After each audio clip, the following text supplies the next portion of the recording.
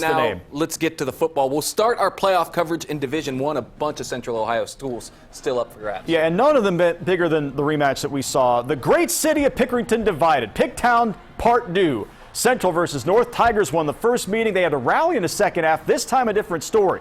The quarterback, Darius Coker, calls his own number, and early on, it's Tigers 7-0. It's an 80-yard run. They hand it then to their workhorse. Morgan Ellison, recently committed to Ohio. He is off and running. That big man with big speed. 4 touchdowns on the night for him. Tigers led it 14-0. Pick North able to claw their way back into this game, make it competitive in the second half, but North failed to convert 4 extra points, and Central kept its distance. 38-24, Tigers advance to the region final next week. And the Tigers get the winner of this game. Kaufman at Huber Heights. Wayne, Braxton Miller's alma mater. Shamrocks on D. Ball pops out. Griffin Hoke there to pounce it. The fans seem to like it, Jared. Warriors have a good back in there. Sir Frederick Pitts the fifth, punches it in for 6, and the Warriors can go to the air as well. Rashad McKee to Matthew Wilcox Jr. Leaping grab. Let's go back to FP5. Frederick Pitts the fifth. Camera loses him, but we'll find him. He is into the end zone again, and Mason Walker going to recover the fumble. Not what you want if you're Kaufman. Rain rolls over them tonight, 52-10. All right, still in Division I. Liberty travels to Mansfield to face Medina. First quarter, Patriot Brendan White. Look at him breaking out, the future Buckeye. Takes it, and he's going to run it nearly 60 yards deep into Medina territory. It's a pretty good start to a game. Not bad. A.J. Smith finishes the drive as he hits White there on the slant, and he's in the end zone, 7-0. Later in the first, Pats with a little defense. Drew Rossi, who is also a really good player for them, shoots in there, takes down the quarterback.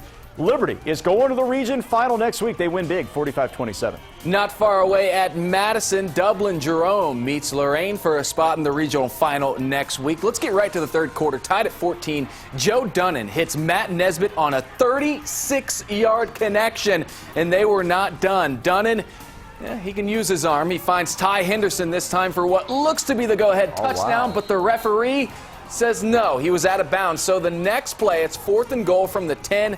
Dunnan throwing to Nesbitt. Nesbitt, they couldn't hang on to it. Jerome comes up empty, 30-14. Their season comes to a close. Lorraine meets Liberty next week. All right, let's jump to Division II. New Albany and Dublin Scioto. Coach in a kilt on a cold night. Makes That's sense. courage. Scioto trailing 17-7, avoiding disaster here. The punter, Evan Houtris, handles the high snap, runs away from the defenders, and gets a punt away. That could have been 6 the other way. That's good work. But late in the game, the Eagles go on a long drive to put it away. Tough run by Akil Stokes, fighting for yardage. And that sets up a 14-yard touchdown from Brandon DeHaas to put it away. The Eagles advance to the region final next week, 31-7. Wayne battles the victor of tonight's Franklin Heights Perry showdown. No, they don't. I don't know why I wrote that in there. The Panthers thought they had the first score of the game. Not so. Next play, though, senior running back Mikhail Strickland gives it another shot. They're up 7-0, getting the touchdown. Golden Falcons had a beautiful pass and great catch from Adrian Settler from Franklin Heights' first score. But Perry Maslin comes right back to score again. Franklin Heights had an outstanding season. They get knocked off by a good opponent, though, 66-28. How about final? How about some overtime football? I like Bishop it. Reedy and Newark Catholic. Here we go. Reedy's opening drive. Troy Williams was dominant. Silver Knights strike first, and it's 7-0. Same score second quarter. They're going to the air this time. Mason Petticord, he's good with that. It's a pick 6 the other way. Green Wave ties the game at 7 going to halftime. Third quarter, same score. Green Wave quarterback Hunter Chapman. He's got an arm. Yes, he does. Not afraid to use it. To Grant Roush. Newark Catholic up 14-7. This game would go to overtime. Newark Catholic blocked a field goal, and they scored again, a 20-14 Green Wave win. Thriller in Thornville. Johnstown, meanwhile, facing Southeast Ohio power Steubenville. The two had just one loss apiece entering tonight. Johnny's just couldn't catch a break.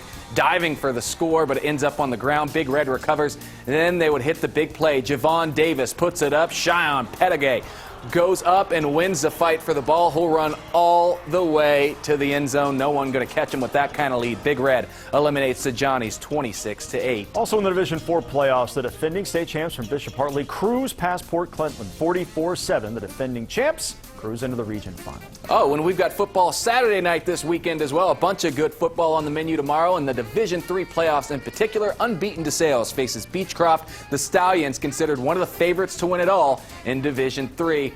Also on the plan tomorrow, Bexley and Hamilton Township, and a great matchup. A couple other Central Ohio squads face off when Harvest Prep meets Danville.